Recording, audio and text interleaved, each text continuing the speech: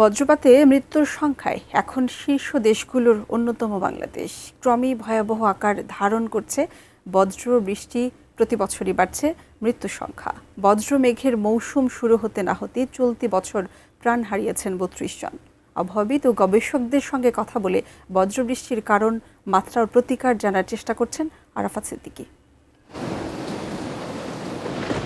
বাংলাদেশে কালবৈশাখীর সবচেয়ে ভয়াবহ রূপ ঘন কালো বজ্রমেঘ।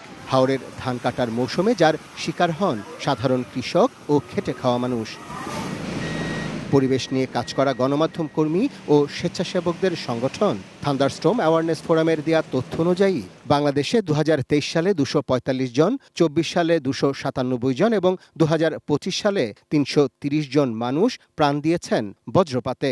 ডে বাই ডে আমরা দেখা যাচ্ছে যে বজ্রপাতে কিন্তু মৃত্যুর পরিসংখ্যান বেড়েই যাচ্ছে।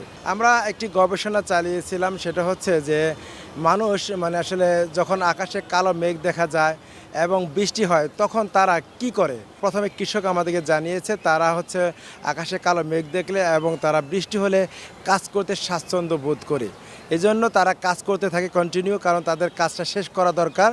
দুর্যোগ ব্যবস্থাপনা অধিদপ্তর দেশে বজ্রবৃষ্টির মৌসুম এপ্রিল থেকে বললেও আবহাওয়া অধিদপ্তরের হিসেবে বজ্রমেঘের আনাগোনা শুরু হয়ে যায় মার্চ মাস থেকেই।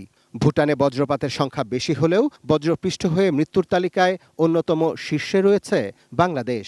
মেঘ থেকে যে বজ্রপাতগুলো মাটিতে আসে সেই সংখ্যার দিক থেকে বাংলাদেশ ১ থেকে ৩য় স্থানের মধ্যে।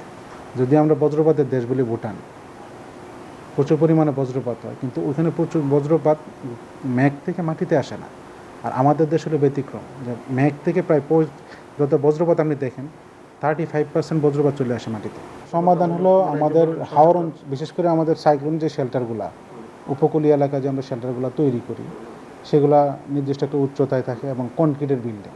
সাইক্লোনের সময় গিয়ে তারা আশ্রয় নেয়, কারণ হাওর অঞ্চলে সেই সিস্টেমটা চালু করতে হবে। তারপর যেসব উঁচু জায়গায় আছে সেখানে আমাদের তাল গাছ লাগাতে হবে, কারণ তাল গাছে প্রথম গিয়ে সে হিট করতে হবে উঁচু স্থান। তারপর হলো আমাদের লাইটেনিং অ্যারেস্টার স্থাপন করতে হবে। সরকারের বিভিন্ন দপ্তরের দেয়া তথ্য অনুযায়ী দেশে মার্চ থেকে জুন মাসে বজ্রপাত বেশি হয়, মৃত্যু বাড়ে এপ্রিল থেকে। প্রতিবার বজ্রপাত স্থায়ী হয় সাধারণত ৩০ থেকে ৪৫ মিনিট। এ সময় নিরাপদ স্থানে অবস্থান, জলাশয় এড়িয়ে চলার পরামর্শ দেন বিশেষজ্ঞরা।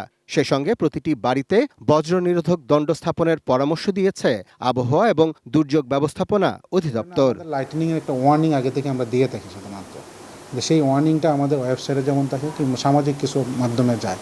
Arafat Siddiqui, ATN news, Dhaka.